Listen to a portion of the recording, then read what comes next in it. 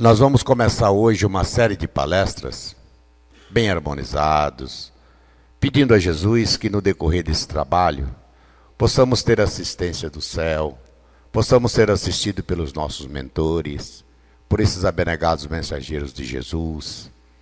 Também essa palestra é para quem quiser.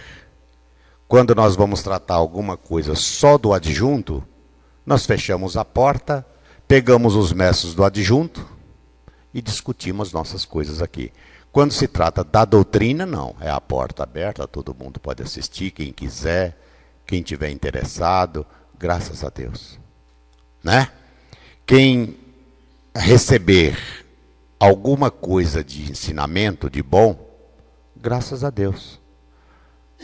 Graças a Deus. Não é? Salve Deus. Então, meus irmãos e meus mestres, quem foi nossa mãe mentora?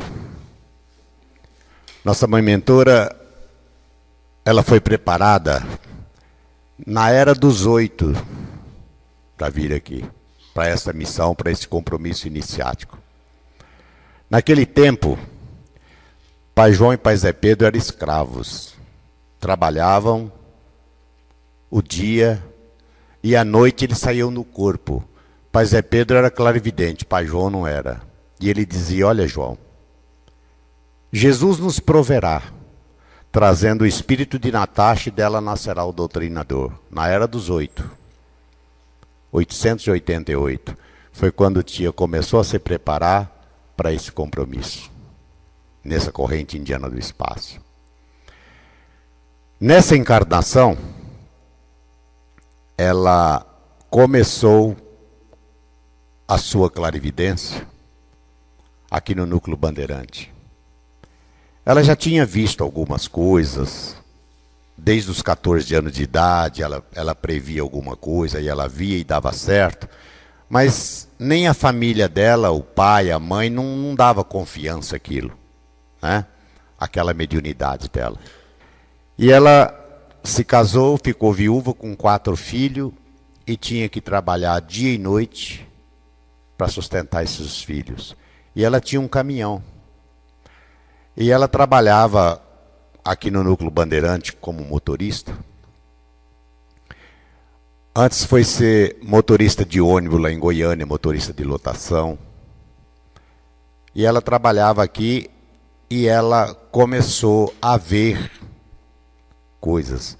Quando ela estava puxando pedra daqui do Paranoá para o Congresso, tinha uma velhinha que chamava Adelina, que ela era aleijada, vivia numa cadeira de roda, e apresentava para ela.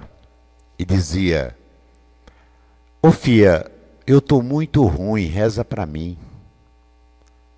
E ela dizia: tá, a senhora fica tranquila que eu vou rezar para a senhora, vamos rezar o credo. Ela dizia: não, credo não, vamos rezar um Pai Nosso, o credo é outra coisa.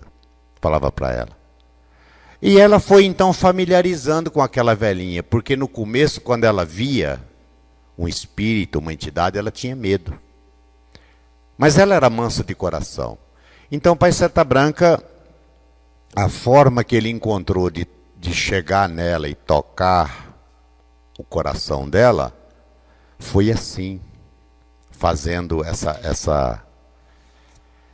essa velhinha, chamava Adelina, que apresentava para ela como uma velhinha sofrida numa cadeira de roda. Pois bem. E ela então começou a rezar para essa velhinha. Sempre que ela lembrava, ela começou a rezar. E ela começou a ver outras coisas. Quando foi um dia, ela saiu daqui do Núcleo Bandeirante, foi em Taguatinga, porque a velhinha falou para ela, falou: olha, quando for 3 horas da tarde, você vai lá em Taguatinga, num lugar lá, assim, que você vai ter uma surpresa. E lá, quando ela lembra que ela chegou, parou o caminhão, estacionou e entrou numa casa. Quando ela voltou a si, era 9 horas da noite. E as pessoas dizendo: a senhora me curou, graças a Deus, não sei o quê, eu estou curada e tal. E ela falou: meu Deus do céu, este povo está doido. Aí foi para casa. Quando ela chegou em casa, os colegas dela, motorista, diziam, olha, chamavam ela de baiana. Falou, olha, baiana, você, devido ao seu trabalho, à sua grande preocupação, à sua luta, você está com estafa, você está cansada, você está com a mente complicada. Procura um psicólogo, procura uma pessoa assim que vai te ajudar, né? E ela então começou a ir num lugar e em outro, onde ela sabia que tinha alguém que poderia ajudá-la, ela ia, né? E o pensamento dela era o seguinte: meu Deus, eu com esses 4 filhos para dar o que comer, para cuidar, se eu ficar doente, perder o juízo, como é que eles vão ficar? A preocupação dela era essa. Então, ela foi num terreiro, lá em Lusiânia, perto de Lusiânia, tinha um senhor lá que tinha um terreiro, e o Beto levou ela lá. Quando ela chegou, o homem estava lá incorporado com o Exu, e ela foi e ajoelhou lá junto com o Exu também, incorporada também, e aí Pai Seta Branca conversou com esse Exu aproximadamente uns 30 minutos. E subiu, o Exu também subiu, e nunca mais o homem incorporou. Mentalizava, difundia a cabeça e não conseguia incorporar. Aí ela falava, tá vendo, meu filho? Nós fomos lá atrapalhar o trabalho do homem, ó, né? Não dá certo. Vamos sair disso, não dá certo. E ela começou então a luta dela, o desespero, porque ninguém explicava para ela o que era aquilo. Por que daquilo? Aí ela encontra uma senhora que era espírita, que chamava-se Mãe Nenê. E foram lá para a Serra do Ouro. Não, a Mãe Nenê, não porque você é uma grande média e tal, e você vai fazer muita coisa e tal, vamos lá para a Serra do Ouro, e lá arrumou, aí lá foi difícil. Porque sofreram coisas absurdas, uma luta muito grande, e lá ela começou um orfanato, depois veio para Taguatinga. Chegou em Taguatinga, onde é hoje o HRT ali, onde é o Hospital Distrital de Taguatinga. Tinha 2 lotes ali que era deles. E ela começou então ali a atender as pessoas, a dar consulta. Quando ela incorporava a Pai Seta Branca, ela o chamava de Guerreiro Tupinambá. Falava para ela. Então, e ele falava para ela, falava assim, ó filha, não vai mexer nisso não, né? Vá cuidar da sua vida, isso é muito difícil. E ela, quando ela mudava a sintonia, ela via um monte de gente assim, de branco cantando manhante. Aí ela falou para o pai, falou, não meu pai, eu vou abraçar essa missão. Ele disse, então terá tudo do céu a seu favor. Mas deixou o livre-arbítrio dela. Começou aí então a jornada de tia Neiva. Atendendo as pessoas, sempre na lei do amor, na lei do auxílio. Tudo que ela tinha acabou. Acabou. Ela, de lá, ela veio para cá, para esse lugar distante, aqui se instalou e começou aí a grande jornada dela.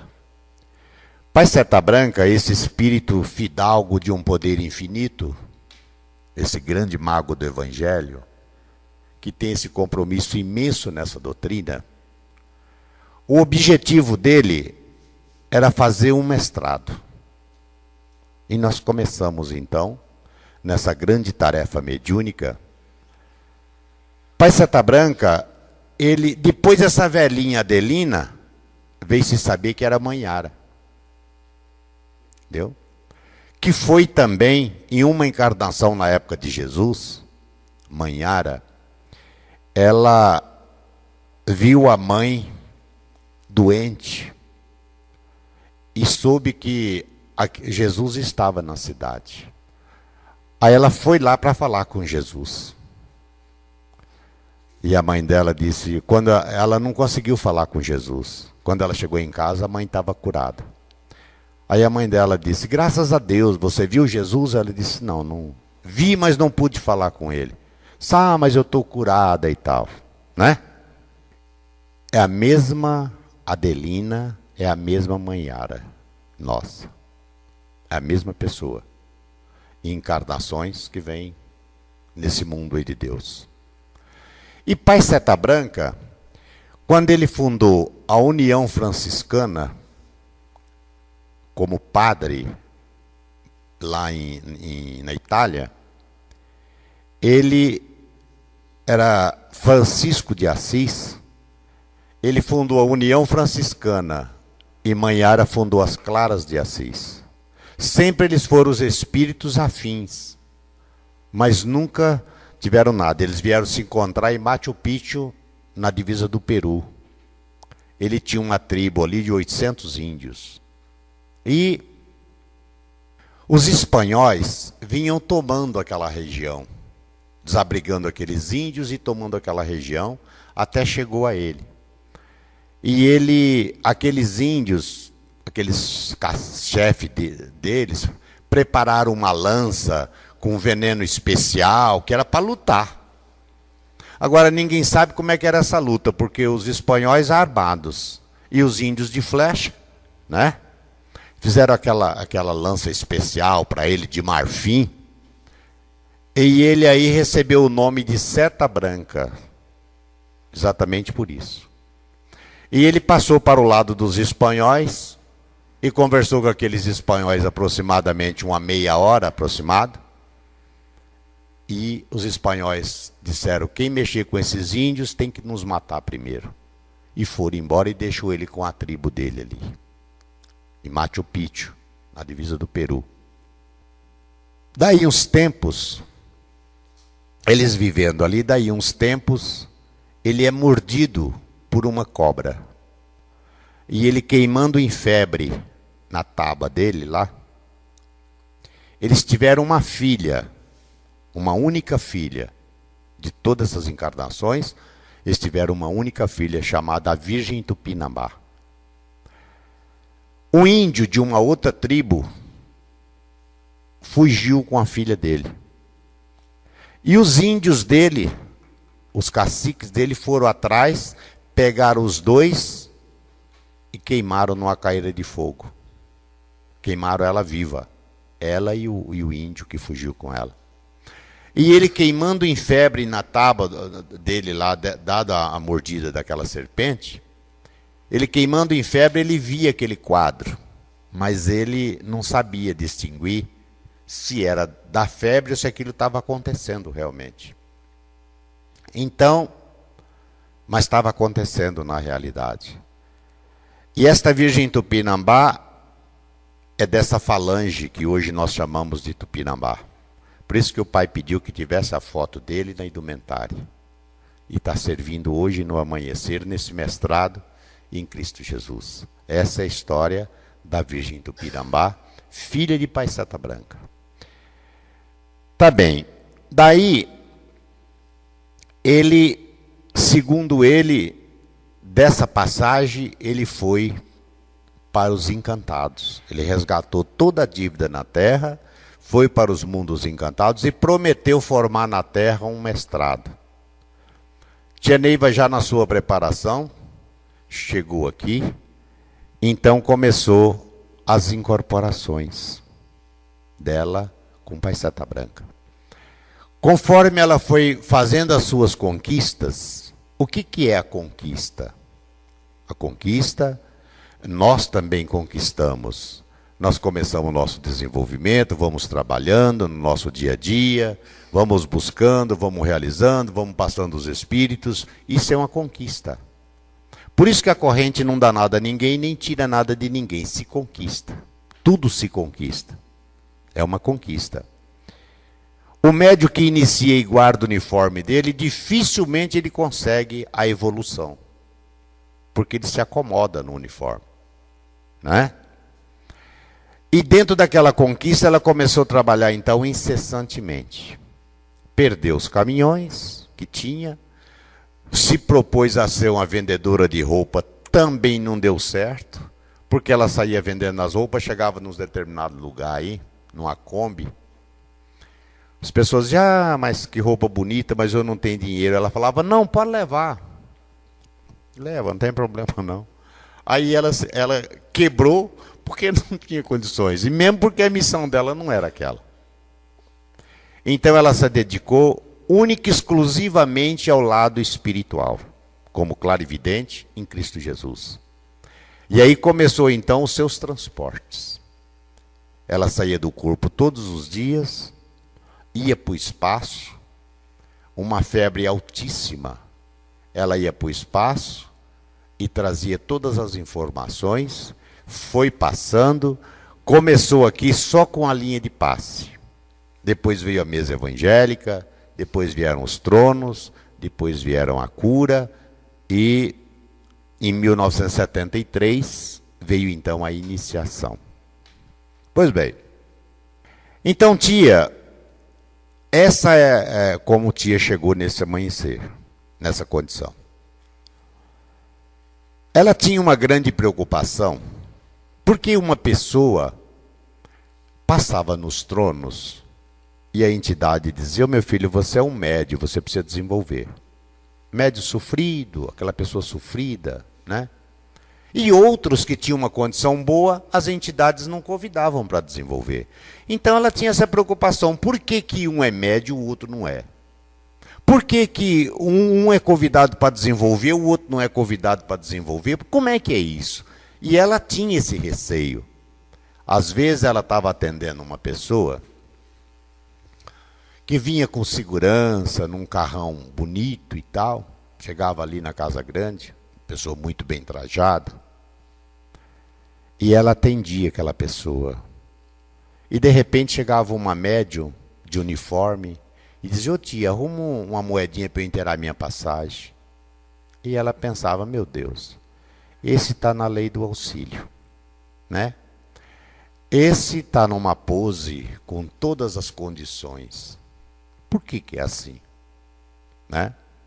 Então ela começou a gerar dentro dela um determinado conflito, uma determinada preocupação com isso. E Pai Seta Branca, vendo a grande dificuldade que ela tinha de entender as coisas, os nomes nos planos espirituais, o que ela via lá que tinha um nome, chegava aqui na Terra, ela ia procurar aquele nome e não encontrava. De repente, aquele nome era uma outra coisa, totalmente diferente do costume daqui, do plano físico.